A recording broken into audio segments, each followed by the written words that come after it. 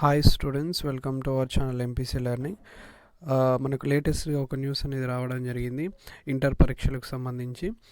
Telangana inter విద్యార్థులకు గమనిక.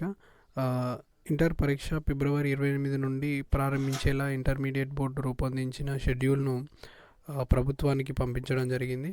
So మనకు మొత్తం 3 షెడ్యూలు ప్రభుత్వానికి పంపినట్లు విద్యాశాఖ అందులో పేర్కొంది.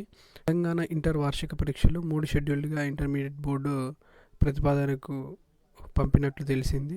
సో వీటిపై తెలంగాణ ముఖ్యమంత్రి శ్రీ రేవంత్ రెడ్డి గారు ఆమోదం తెలపడమే తరువాయి అంశం.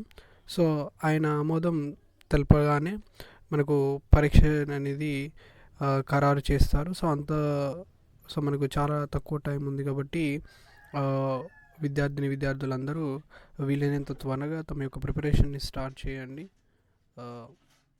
Thank you.